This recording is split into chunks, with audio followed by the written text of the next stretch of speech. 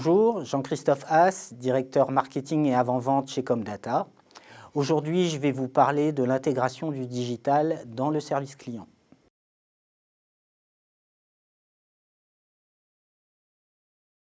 Alors dans mon métier, je vois passer tous les appels d'offres et donc je suis bien placé pour identifier les nouvelles attentes des entreprises en matière de service client. Aujourd'hui, j'identifierai deux attentes principales, deux changements principaux dans leurs attentes. Le premier, c'est la nécessité d'aller toujours plus vers le bout en bout. Aujourd'hui, les entreprises attendent leurs partenaires qu'ils fassent du service client, mais pas seulement. Nos conseillers, aujourd'hui, doivent répondre à des questions concernant le suivi d'une commande ou d'une livraison, mais ils doivent également identifier des possibilités de vente additionnelles et aller jusqu'à réaliser ces ventes. Ils doivent répondre à des questions administratives, mais ils doivent aussi pouvoir accompagner le client dans l'usage d'une application mobile ou d'un site internet. Voilà, donc on voit que le champ de compétences du conseiller va s'étendre pour aller toujours vers plus de bout en bout. En parallèle, le deuxième changement que j'identifie, c'est la complexification des offres. Aujourd'hui, si je prends l'exemple de l'automobile, avec le véhicule électrique, nos conseillers doivent répondre à des questions sur le véhicule, mais aussi sur la borne de rechargement, voire sur le contrat qu'il faut souscrire auprès de l'énergéticien. Donc on répond à ces nouvelles demandes en travaillant sur la compétence des conseillers et puis en les dotant de tout un panel d'outils technologiques qui va les assister dans leur travail. Voilà, je pense que ces évolutions, elles en sont qu'à leur début, ça va continuer. Si on regarde ce qui se fait aux États-Unis, où ils ont toujours un petit peu d'avance sur nous, on constate qu'aujourd'hui, près de la moitié des donneurs d'ordre ont arrêté de piloter leurs prestataires par la durée moyenne de traitement. Ils ne vont plus piloter par essayer de faire en sorte que les appels soient les plus courts. Ce qui leur importe maintenant, c'est la capacité à traiter toute la demande du client en un seul appel, et c'est la satisfaction du client.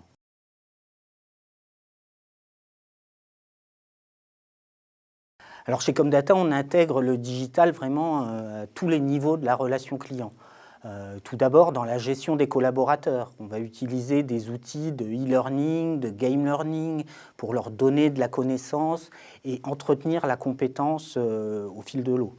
On va les doter, avec le télétravail notamment, on va les doter d'outils collaboratifs de type visio ou réseau social d'entreprise pour maintenir le lien entre les équipes à distance et les équipes sur site.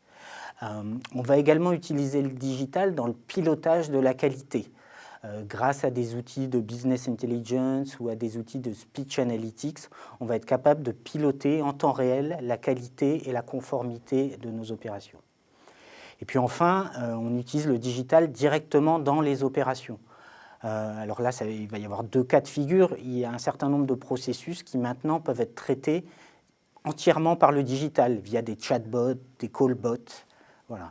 Et puis, il y a des processus qui vont continuer à être traités par de l'humain, mais à qui on va donner des outils digitaux pour leur faciliter le travail. Je ne prendrai qu'un seul exemple.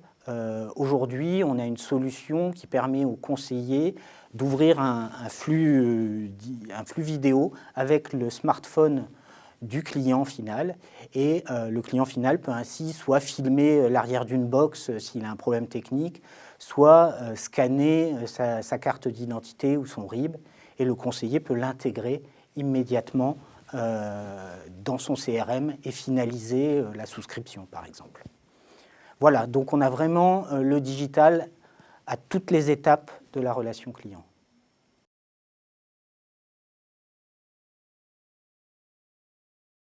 Alors pour moi, les entreprises doivent utiliser la voix du client et la voix du collaborateur pour améliorer leur service client, mais aussi pour améliorer l'ensemble de leur parcours client et voire même pour améliorer leur portefeuille d'offres et de services. En ce qui concerne le service client, moi j'identifierai deux moyens d'utiliser la voix du client, le temps réel et puis le temps différé. Donc, en temps réel, aujourd'hui, on dispose d'outils pour collecter la voix du client après chaque interaction avec la marque. On va pouvoir ainsi identifier les clients insatisfaits et la cause de leur insatisfaction.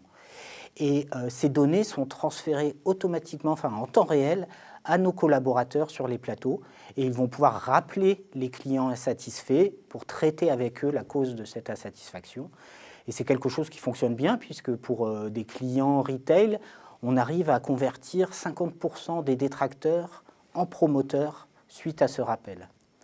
Et puis l'utilisation de la voix du client a posteriori, donc en temps différé, là on va à l'aide d'outils d'intelligence artificielle, de speech analytics, on va pouvoir identifier les causes racines d'insatisfaction, on va pouvoir identifier les processus dysfonctionnels et mettre en place les plans d'action.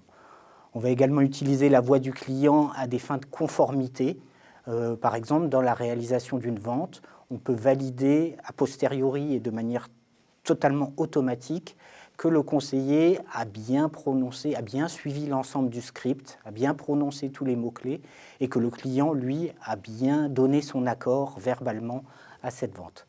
Donc voilà, on utilise déjà beaucoup la voix du client, on va continuer à l'utiliser puisqu'on travaille maintenant sur des modèles prédictifs, prescriptifs qui vont nous permettre d'anticiper les comportements clients grâce à la voix du client qu'on aura collectée avant.